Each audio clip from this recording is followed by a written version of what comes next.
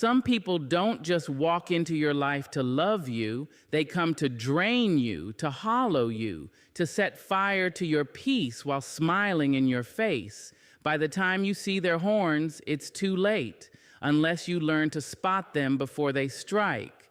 They will never show their full hand when the sun is high and your spirit is steady. No, they wait. Patient as a vulture circling overhead, they bide their time until they smell the scent of your weariness in the wind. They sense it like heat on skin. They know when your laughter is a little thinner, when your eyes hold a weight you cannot hide, when your voice carries a tremor you don't even hear yourself. And in that moment, they draw closer.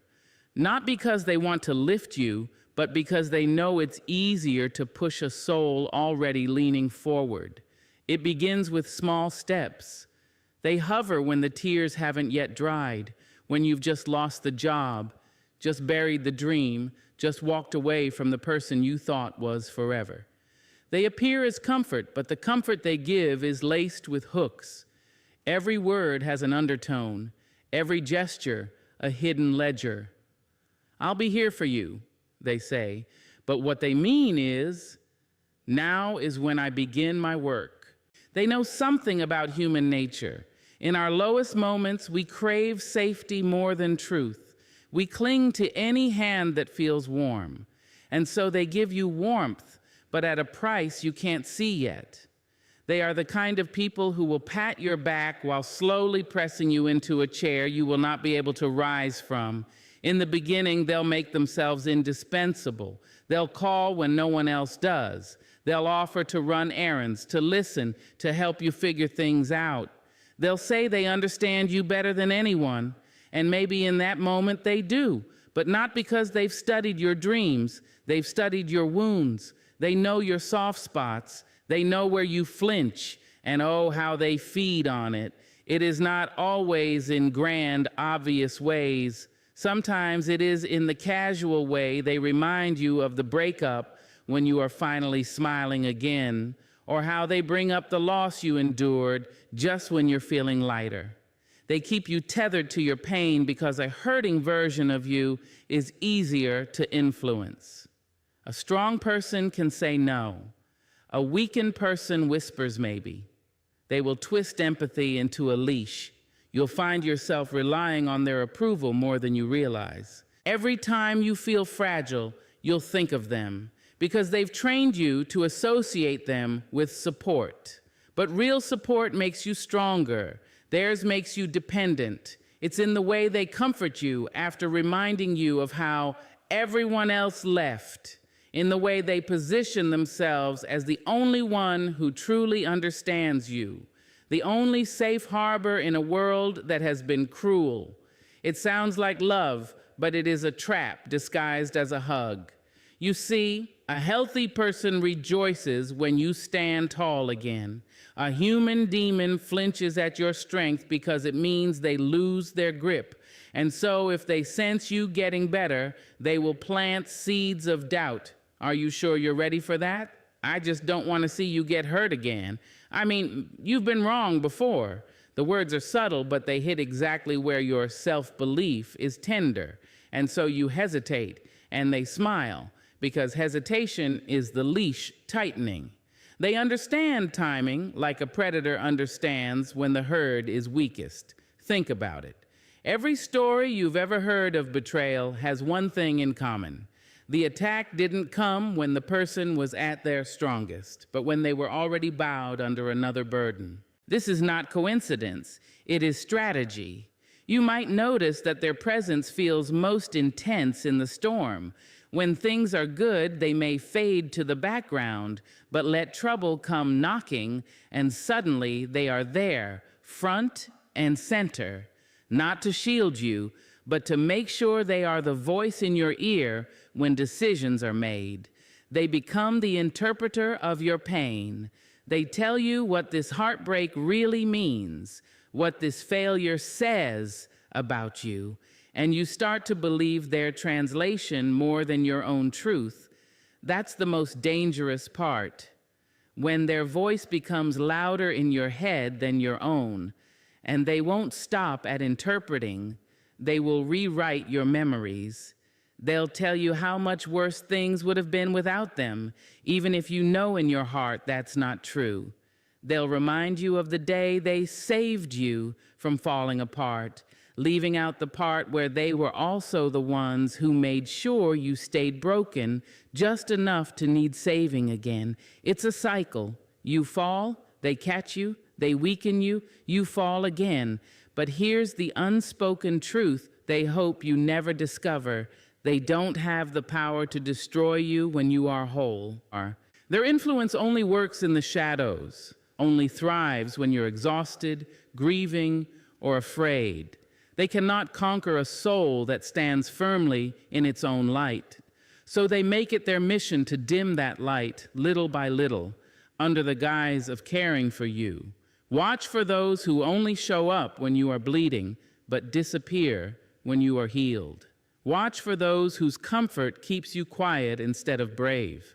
Watch for the ones who say they're protecting you, when really they're protecting their control over you. The ones who thrive on your weakest moments will always make sure you have more of them, because the day you stop needing them is the day they lose their power. And that, my dear, is the day they fear most. They will give to you, yes, but not the way a river gives water to the thirsty. A river does not keep a record of who drinks from it. These people, they keep score like it's their religion. Every smile, every favor, every "I'll help you" is not charity. It's a transaction. You may not see it at first. In fact, you might be touched. They're so generous, you think. They always look out for me. And in the early days, it feels good. Their kindness is warm, their timing perfect. They step in with a helping hand when you're in need and you feel grateful. You may even feel guilty for not having someone like them before. But true kindness, the kind that comes from love, freedom, and abundance, asks for nothing in return. Theirs always does. You'll know it the first time you say no to them. That's when the mask slips. Suddenly, you're reminded of everything they've done for you. After all I've done, this is how you treat me? I guess I was wrong to think you cared. Remember when no one else was there for you? Who did you call? Their kindness is never free. It's a down payment on your loyalty. They do not give to bless you. They give to bind you.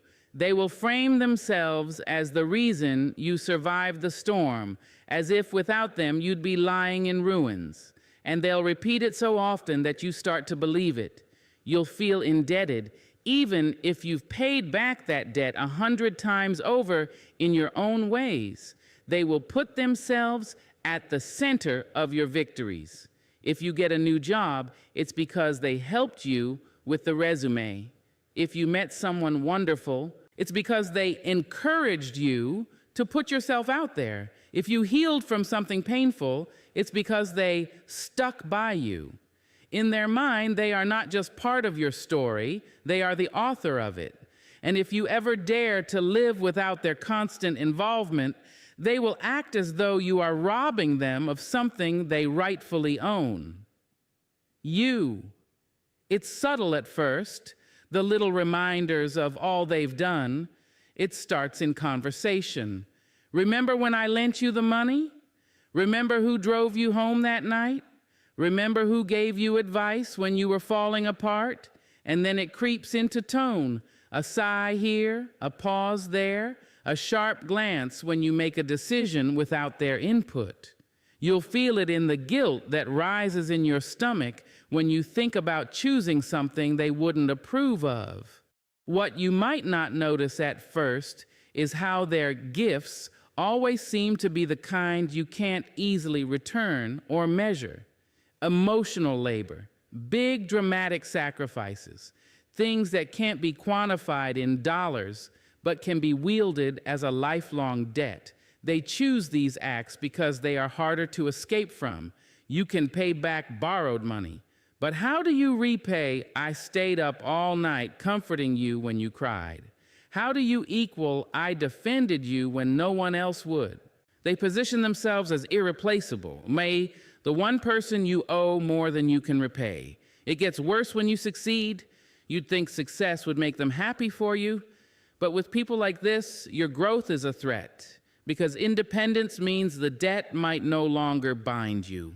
And so they'll start finding new ways to invest in you, to create fresh obligations. They'll offer to fund your project, introduce you to someone important, fix a problem you didn't even know you had, and then later they'll remind you exactly who made it possible. You'll start to notice a strange pattern. Their generosity always comes with a stage and a spotlight. If they buy you a gift, everyone will know. If they help you move, they will tell the story at every gathering. If they support you through something difficult, they will weave it into every conversation, always painting themselves as the savior. Because it's not about helping, it's about the narrative, the image, the reminder to you and to the world that you are in their debt. And if they feel you slipping away, they may resort to theatrics. Big gestures, last-minute rescues, emotional outbursts that put you in a position where you have to acknowledge them. They might even create or exaggerate a crisis just so they can step in and save you again. It's a cycle, a loop of dependence they work hard to maintain. There's a cruelty to it because it warps how you see kindness altogether. You start to believe that every act of help must come at a cost. That generosity always has strings attached. That accepting help means signing away a piece of your freedom. And so, you become smaller. You stop asking for support from anyone, even the good ones, because you've been conditioned to believe that kindness is just a quieter form of control. This is exactly how they want you to feel: isolated, grateful, controlled. And if you challenge them on it, if you say, "I never asked you to do those things," or "I feel like you're holding this over my head," they will turn the conversation into a masterclass in manipulation. They'll act hurt, as if your lack of gratitude is a wound they'll never recover from. They'll question your memory of events, your intentions, your loyalty. They may even recruit others to remind you how good they've been to you. It's not about the actual help they gave, it's about the power it gave them. Because real kindness frees you. It doesn't make you feel smaller, it makes you stand taller. It doesn't trap you in gratitude, it inspires you to pass it on. But with them, the more they help, the heavier you feel. Every act of kindness becomes another thread in a web you didn't notice until you were caught. They will always know the exact value of what they've given you, even if you've long forgotten. And if you ever try to walk away, they will present you with the invisible bill they've been keeping all along. That bill isn't made of money, it's made of guilt. And guilt is one of the most expensive currencies there is. You may even find yourself doing things you don't want to do, saying yes when you want to say no, staying quiet when you should speak, just to avoid being reminded of everything they've done. You're not free. You're paying off a debt that never truly existed, at least not in the way they've framed it. And here's the cruel irony. If you try to repay them directly, if you say, "Here, let me give this back to you," they'll often refuse. Not because they're selfless, but because they know the debt is more valuable unpaid. If you repay it, the chain breaks. If it remains, they can keep you exactly where they want you, in the soft grip of obligation. It's a masterful trap, really. A trap made of smiles and open hands, but reinforced with invisible ropes, and the longer you stay, the more normal it feels. You forget that kindness can be pure. You forget that love can be given without a ledger. You forget that giving doesn't always mean taking later, until one day you remember. And when you do, you realize that the greatest gift you can give yourself is to refuse theirs. They don't just lie. Liars twist moments. These people twist your entire reality. They are not satisfied with deceiving you once. They aim to own your memory, to edit your past until it belongs to them. It begins small, almost too small to notice. You recall a conversation one way, they recall it another. You laugh it off. Memory is tricky after all, but then it happens again and again until you start to feel the ground shift under your feet. They will tell you that something happened when it didn't, or that it didn't happen when you know it did. They will deny your truth so confidently, so calmly, that you begin to question whether you saw it right, heard it right, remembered it right. And that's the first fracture. Not in your relationship with them, but in your relationship with yourself. You see, once you doubt your own perception, you lean on theirs. Once you trust their version of events more than your own, they don't just influence you, they own you. They will reframe the ugliest things they've done as if they were blessings to you. They will tell you that the cruel words you remember were never said like that. They will insist that you're too sensitive or misunderstood their tone. If you bring up the night they humiliated you, they'll claim it was just a joke and everyone laughed, even if you remember crying. And when you stand by your truth, they will turn up the heat. You're imagining things.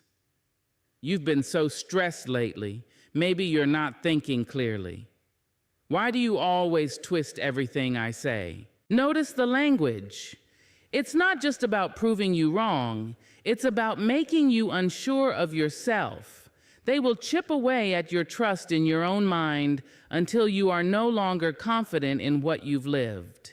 And then they will rewrite the story. A fight becomes a misunderstanding, but somehow you are always the one who misunderstood. Their betrayal becomes something you pushed them to do. Your hurt feelings become your overreaction. What's insidious is how they mix truth with lies. They will use actual events, but rearrange them in a way that changes the meaning entirely. They will take your words out of context, attach motives you never had, and build an entirely new version of reality in which they are the reasonable one, and you are unstable, dramatic, ungrateful. This rewriting doesn't just happen in private. It seeps into how they talk about you to others. They will tell friends and family their edited version so that if you ever speak up, you'll seem like the one distorting reality. By the time you realize what's happening, they've already painted the canvas, and you're trying to scrub away paint that's already dry. It's a psychological cage, because every time you feel the urge to push back, you remember the last time you did, and how exhausting it was to argue about something you know happened, only to leave the conversation doubting yourself. You start to let things go for the sake of peace. You stop correcting them when they twist your words. You avoid bringing up events they might spin against you. And in doing so, you give them more space to plant their version of reality until it becomes the only version anyone remembers. They'll even reframe your pain as an act of love. I only said that because I care. If I didn't love you, I wouldn't push you like this. You know I just want what's best for you. But love does not require you to betray your own mind. Love does not demand that you swallow your truth so someone else can feel right. The cruel genius of their method is that it's slow. They don't rip the floor out from under you in one violent motion, and they move it an inch at a time. And by the time you notice you're off balance, you've been living in their version of reality for so long that the real one feels blurry. It's not just about control. It's about survival for them. Because as long as you see clearly, you can walk away. As long as you remember things as they truly happened, you can hold them accountable. So their mission is simple: make you doubt yourself enough to stay. They will use your love as leverage. They'll remind you of all the good times, but always through their filter. If you recall the way they once hurt you, They'll bury it under reminders of how they made it right. They'll tell you that everyone argues and no relationship is perfect until you start to believe that being constantly questioned, doubted, and corrected is just what life is. You might even catch yourself adopting their language, defending them to others with the same excuses they fed you, saying things like, "They didn't mean it like that," or "Maybe I did overreact." That's when you know their version of reality has seeped into your bloodstream. The saddest part, it works because you're honest, because you are capable of doubting yourself, because you are willing to examine your own flaws, because you want to be fair. They weaponize that self-awareness, turning it into a tool against you. And in moments of clarity, those brief flashes when your memory comes roaring back, you will feel the dissonance between what you know and what they've told you. You'll feel the fight between your truth and their fiction. And you'll realize it's not just about remembering events, it's about remembering yourself. Because when they rewrite reality, they're not just changing the story, they're erasing your voice from it. They want you to live in a world where they are the narrator, the historian, the judge, and the jury. Where your truth is always up for debate, but theirs is law. Where your life, as you've lived it, can be dismissed with a shake of their head and a gentle, "That's not how it happened." And once they have you there, once you're in the habit of second-guessing your own mind, you'll find yourself leaning on theirs. And that's when they have you completely. Because the most dangerous prison in the world is not made of bars. It's made of rewritten memories. They are not nourished by peace. Peace to them is a drought. It starves them. When life is calm, when the air is still, when conversations flow without edge or bite, they grow restless. They start to fidget in the quiet because quiet means they are not in control. Quiet means you can hear your own thoughts. And if you can hear your own thoughts, you might realize you don't need them. So they stir the water.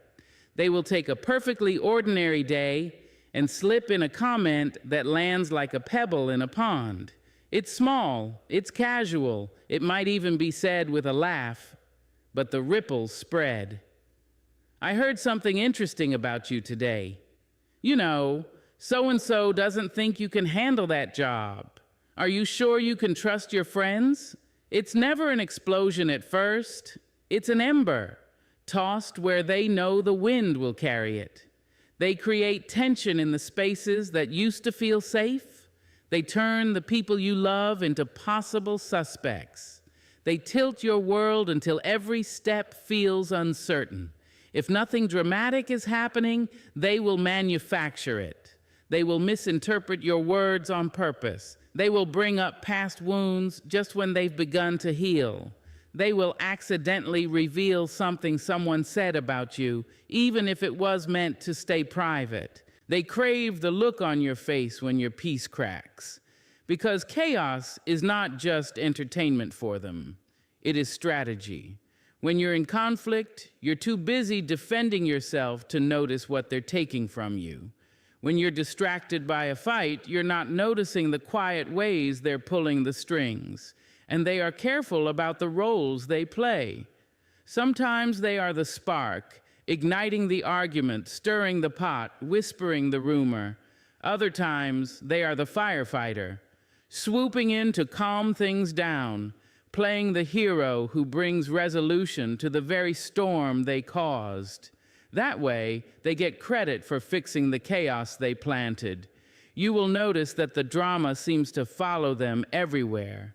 Different people, different places, but somehow always the same patterns. They might claim they hate conflict, but conflict clings to them like smoke to fire. And when you look closer, you see they are always near the center, even if they pretend to be on the edge. In relationships, they will pit people against each other without ever appearing to choose a side. They'll tell you one version of the story and someone else a different one. Then step back and watch as the tension builds. And when the explosion happens, they will feign confusion. I don't know why everyone's so upset. The truth is, they need you to be unsettled.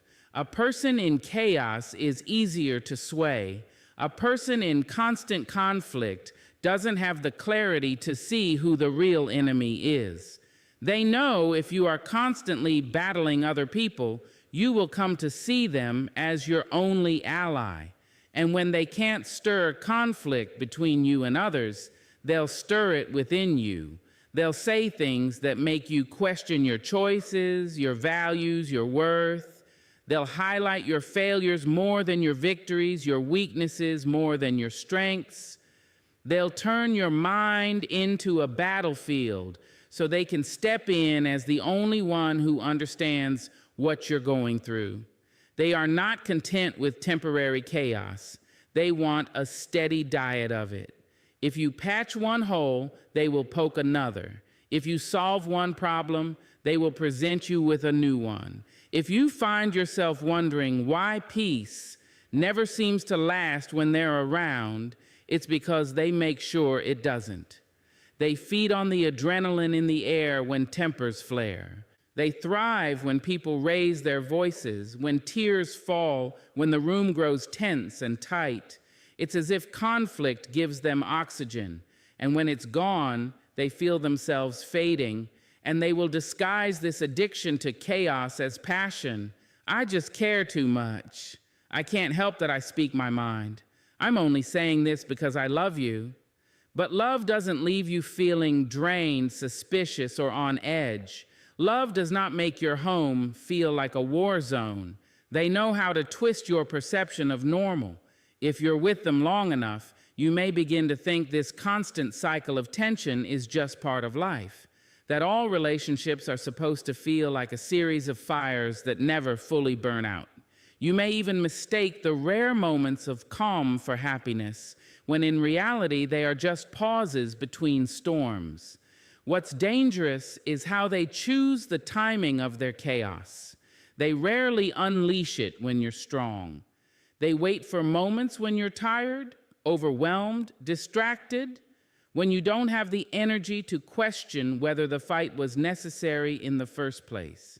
They know that a tired mind accepts false truths more easily. And make no mistake, their chaos has a purpose. It keeps you from seeing patterns. It keeps you from having space to reflect. It keeps you tied to them as the one constant in a world they've made unpredictable. The worst part? Sometimes they will make you believe you're the one who's causing the trouble. They'll convince you that you overreact, that you misunderstand their intentions, that you are the reason for all the tension. And because you've been living in a constant state of conflict, you may believe it. You may start apologizing for things you didn't do just to keep the water still, but stillness is not what they want. Stillness exposes them. And so, before the air can truly clear, they'll set the match again. They notice your light before you do. They see it in the way you walk into a room and make people straighten in their chairs. They hear it in the way your laugh rings out without shame. They feel it in the way others are drawn to you without you even trying. That light is not something you put on. It is something you are. And to them, it is a threat. They cannot create light of their own, so they resent those who carry it naturally. Your joy becomes a mirror reflecting their emptiness. Your confidence becomes a reminder of their insecurity. Your hope becomes proof of what they lack. They are not inspired by it. They are irritated by it, like sunlight in eyes that have lived too long in the dark. So they set about dimming you, not all at once, not so you notice. They do it in whispers, in side comments, in well-timed silences. They'll tell you your dreams are too big, not because they care about your disappointment, but because they can't stand the thought of you reaching higher than they ever could. They'll say you're too much, too loud, too passionate, too emotional, until you start believing it and shrink yourself to fit the smaller space they've made for you. When you celebrate, they'll be the one with the lukewarm smile, the forced, "That's great." When you share good news, they'll find the cloud in your clear sky. "That's nice, but are you sure you can handle the pressure?" Congrats. Let's see if it lasts. And when you're shining the brightest, when your life is in rhythm, when your steps are sure, they will find ways to throw shadows over it. They might stir conflict just to distract you from your joy. They might bring up old wounds so your heart feels heavy again. They might compare you to someone else in a way that makes you question your worth, because to them, your light is dangerous. It not only exposes their darkness to you, it exposes it to themselves, and they can't face it. They will try to convince you that your light is arrogance, that your boundaries are selfishness, that your self-respect is pride. They will twist virtues into vices until you start apologizing for the very things that make you strong. The tragedy is that you might believe them because you love them, because you trust them, because you want to think they have your best interests at heart. And so you lower your voice, dim your smile, take smaller steps. You think you are keeping the peace. What you are really doing is starving your own soul. But here is what they cannot destroy: the truth that light, once born, never truly dies. They can bury it under layers of doubt and shame, but it still burns underneath. And sometimes, despite their efforts, it flares up. You tell a story that makes everyone laugh. You step into a room and all eyes turn. You succeed at something they swore you couldn't, and they hate it. They will try to reclaim control in those moments. They might give you backhanded compliments, or change the subject, or suddenly bring up a problem that demands your attention. Anything to make sure your moment doesn't last too long. And if they can't dim you quietly, they may try to attack you openly. They may call you selfish for chasing your goals. They may say you've changed when you start setting boundaries. They may accuse you of thinking you're better than everyone else. What they won't admit is that your light scares them, not because it hurts them, but because it shows them what they could be if they had the courage. Your very existence challenges the story they tell themselves about why they stay small. And rather than rise to meet you, they try to pull you down to their level. But here is the dangerous beauty of your light. It can survive every shadow they throw. It was not given to you by their approval, and it cannot be taken away by their disapproval. The only way it fades is if you hide it yourself. And that's why they work so hard, because deep down, they know they can't extinguish it on their own. They can only convince you to put it out. They can only make you doubt that it was ever there. You'll know you're dealing with one of them when you start to feel guilty for your own joy. When you hesitate to share your successes, when you find yourself making your victories smaller so they won't feel bad, that is the sign that they've been working on you. The truth is, your light was never the problem, their darkness is. And the more you shine, the more obvious the difference becomes, which is why they will always try to keep you just dim enough to doubt yourself, but bright enough to still draw people in. Because they can feed on the connections you make while making sure you never use them to free yourself. They don't just hate the light you carry. They fear what will happen the day you realize you don't need their approval to let it shine. They rarely walk into your life looking like danger. No, they arrive dressed as everything you've been praying for: the perfect friend, the perfect lover, the perfect confidant. They study what you long for, what you fear, what you dream about, and then they become it. They will mirror your interests so perfectly it feels like fate. If you love music, they'll know all your favorite songs. If you dream of traveling, they'll speak of the same places you've always wanted to see. If you value honesty, they'll swear they've never told a lie. Every detail they present to you is crafted, measured, placed like a tile in a beautiful mosaic, one they built not to reveal who they are, but to reflect who you are back to you. It's intoxicating at first. You'll think, finally, someone who understands me. And in those early days, you're not wrong. They do understand you. They understand you so well that they can play the exact role that will lower your guard. In public, their mask never slips. They'll charm your friends, win over your family, and collect admiration like trophies. People will say how lucky you are to have them in your life, and you'll believe it, because in the beginning, they treat you like treasure. But the mask is not who they are. It's who they know you want them to be. And once they've secured your trust, the performance changes. They will test how far they can push you without shattering the illusion. A cruel comment disguised as a joke, a promise broken but smoothed over with sweet words, a sudden withdrawal of affection followed by a grand gesture to pull you back in. These are rehearsals for the real act, the one where they drop the costume entirely and reveal the control they've been building toward. But here's the thing, they never remove the mask completely. They keep just enough of the original performance alive to make you doubt your instincts. If you confront them, they'll slip back into character, offering the charm, the warmth, the understanding that hooked you in the first place. You'll think, maybe I was overreacting, maybe I imagined the change. And that's exactly the point. The mask becomes both the weapon and the shield. What makes them so dangerous is that others rarely see what you see. Around strangers, their kindness is flawless, their charisma magnetic. They are careful never to show their cruelty in public. If you try to tell people what's really happening, you may be met with disbelief. But they're so nice. I've never seen them act that way. This isolation is part of their design. The more people believe the mask, the harder it is for you to take it off. You start to question your own reality. If everyone else sees them as good, maybe I'm the problem.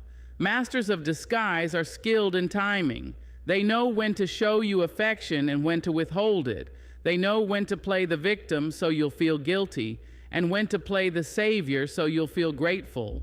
They are actors whose stage is your life, whose lines are written from studying your every reaction. They collect your vulnerabilities like secrets in a locked chest. The things you told them in trust become tools they can use when they need to regain control.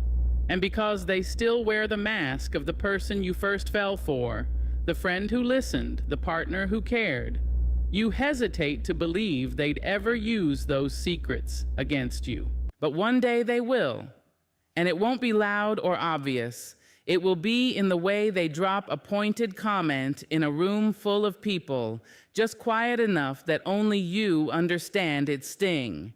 It will be in the way they remind you of a mistake from years ago, right in the middle of an argument, just to knock you off balance. And when you react, when the mask slips in your eyes but stays firmly in place for everyone else, they will point to your reaction as proof that you're too sensitive, overly emotional, or unstable. The mask doesn't just fool others, it becomes a tool to make you doubt yourself. What's most insidious is how they use that mask to buy themselves time. Whenever you start to pull away, they'll put it back on in full force. They'll shower you with kindness, make promises, talk about a bright future, and for a moment, you'll see the person you met in the beginning. You'll believe they've changed, but they haven't. They've just adjusted the costume. They survive on your hope. As long as you keep believing the mask is the truth and the cruelty is the exception, they can keep you exactly where they want you. The mask is never random, it's custom made. They become what you most want, and they hide what you most fear. And the tragedy is that by the time you realize it's all an act, you've already invested so much of your heart, your time, your trust, that walking away feels like tearing off a piece of yourself. That's why they are so dangerous. Not because they deceive in the moment, but because they make you question whether the mask was ever a mask at all. It doesn't always start with shouting, betrayal, or obvious cruelty. Sometimes the harm begins in silence, in the way your soul begins to feel heavy when they're near. You might not even notice it at first. You'll tell yourself you're just tired from work, from stress, from life. But deep down, your spirit knows when it is being drained. There's a difference between the exhaustion that comes from a long day and the exhaustion that comes from being in the presence of someone who feeds on your energy. The first kind can be healed with rest. The second lingers like a fog that follows you home and seeps into your bones. They don't have to raise their voice to make you weary. Sometimes it's in their tone, that subtle undercurrent of disapproval. Sometimes it's in the way they dismiss your excitement, pouring cold water over your joy until it flickers out. Or it's in the way they bring the conversation back to their problems, their needs, their demands, until you forget you had any of your own. With them, even the simplest interactions become transactions. If you share good news, they find a way to dim it. If you share a fear, they make it about themselves.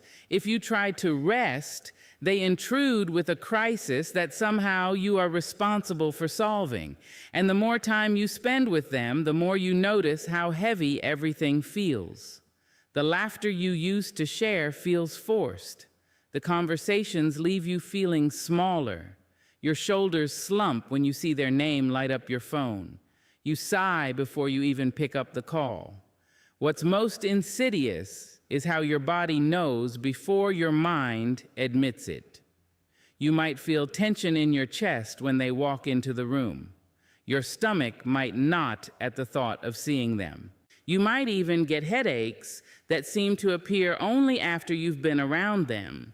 These are not coincidences. Your spirit is sending distress signals. There is a weight they bring that has nothing to do with the physical world. They pull the color out of your days without you realizing it. They replace peace with a constant, subtle anxiety, as if you have to stay alert in their presence, alert to their mood, alert to their shifting tone, alert to the possibility of a sudden change in their attitude that will leave you scrambling to make things right. You may notice how, after spending time with them, you no longer have energy for the things that once brought you joy. The hobbies you loved start to gather dust. The people you care about hear from you less often. You start canceling plans, not because you don't want to go, but because you simply don't have the strength after dealing with them. They drain you in ways that are hard to explain to others. If you try to tell someone, you may find yourself struggling to put it into words. They're not mean exactly, but I always feel worse after being with them. And that's the trap. Their harm is not always loud or obvious, so you doubt yourself. You think maybe it's me, maybe I'm just sensitive. But listen, real love, real friendship, real connection should leave you feeling nourished, not starved. The people who truly care for you will add light to your days, not take it away. They will leave you feeling fuller, stronger, calmer, not hollowed out and restless. What makes this exhaustion so dangerous is that it creeps in slowly. You don't notice it after one encounter. It's the cumulative effect of hundreds of small drains on your energy, hundreds of moments where you bend yourself to accommodate them, hundreds of sighs you swallow so they won't turn the blame back on you. Eventually, you start to believe that constant tiredness is just part of life. You forget what it feels like to wake up without dread. You forget that joy can be spontaneous and untainted. And the longer you stay, the more you normalize the fatigue. You tell yourself it's just how relationships are. You tell yourself you're being dramatic. You tell yourself that if you were stronger, it wouldn't affect you this much. But strength has nothing to do with it. Even the strongest soul can be worn down by someone who takes without giving. The truth is, they feed off the vitality of others because they have none of their own to offer. And once your spirit is tired enough, you stop resisting, you stop questioning, you stop hoping for better. That's when they have you exactly where they want you, compliant, subdued, and too drained to walk away. But the moment you recognize the pattern, the spell begins to break. You remember that your energy is not infinite, and not everyone deserves access to it. You remember that peace is a sacred thing, and anyone who consistently takes it from you is showing you exactly who they are. Your spirit does not lie to you. It will whisper before it screams. If you feel lighter when they're gone, if you breathe easier when they're not around, if you find your joy returning in their absence, believe that, because tiredness of the body can be cured with sleep. But tiredness of the soul requires something far more radical: distance. If you see even 2 of these signs,